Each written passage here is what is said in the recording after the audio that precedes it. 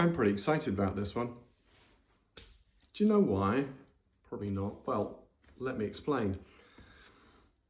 The first movements of the spinal 8 are very much Yama. They are very much these 5 points which are all related to the outside. We then did a movement that asked us to rotate into ourselves, spiral into ourselves, or be a bit more circumspective, where we then felt something travel through the inside of us. And that to me represents Niyama. So it's almost as though you have this great structure, Yama, and then you fold Niyama into it, and the two of them come together to create Asana, or posture.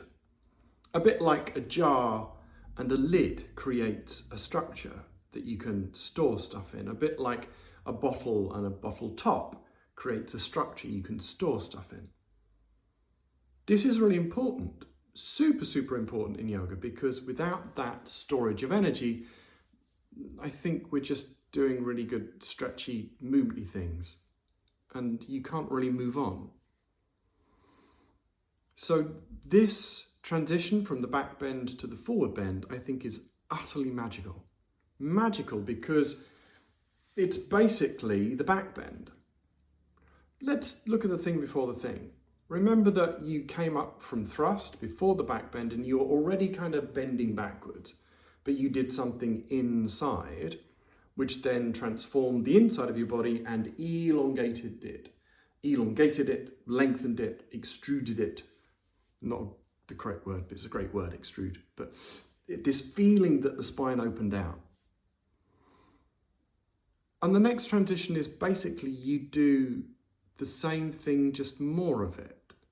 So whereas you had the thrust and then you rotated the leg bone in, that's my right leg bone, and that lengthened through the middle of the spine, in that now you kind of really crank everything backwards so it actually begins to move the hips.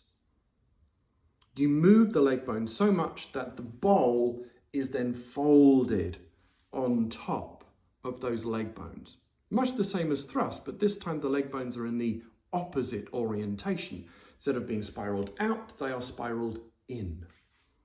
And the magical thing is it is a bit like screwing the lid on a jar or the bottle top on a bottle, because then the energy or the movement is contained, and all of that internal movement has to go somewhere. And if you don't let it leak through the legs or the bowl or the body, that movement, that intent to roll those leg bones a little bit deeper inside your bowl has to travel somewhere, and it's contained and channeled through the inside of the spine. This sets us up for all of the other movements that are to come. This is the movement that sets us up for everything in yoga to come, because when you have the structure and you fold into the structure and you hold the body really firm, energy is encouraged through the central channel. And this is where we get our first chance to really take a look at it. So what are we doing? Well, we are in the back bend. Then all that happens is you rotate the leg bones in. You fold them in so the bikini line begins to fold, the quad fold, and it brings your body with you. Your spine hasn't moved at all. And most people will get to about here, at which point their hamstrings or things might be complaining. So I would then suggest you bend your knees so you can focus on the fold. So throughout all of this, don't have your legs straight, because we're not interested in getting bendy hamstrings. Not even remotely. It's got nothing to do with your hamstrings. It's got to do with opening and lengthening the spine. So sacrifice your legs so you can fold. Let's take a look. So here's an easy back bend. I'm going to fold, fold, fold, fold, fold. The only thing that's moving is this. This is the only thing that's moving,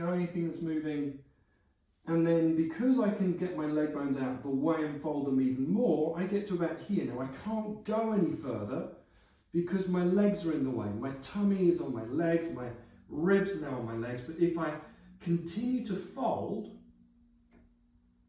make it snug, there's the length that comes through the spine. And if I allow my upper body to relax whilst keeping my foundation strong, all of that from the heart to the head is relaxed. Everything else is being drawn into the horseshoes of my feet.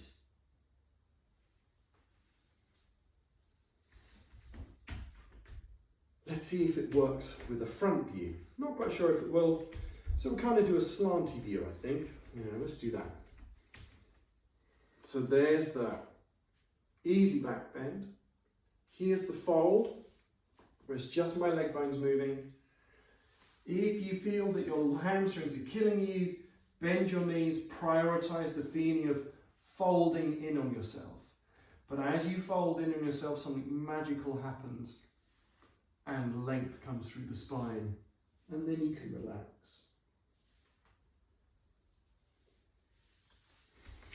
That feels like a good amount of information. Enough to get you intrigued anyway, hopefully.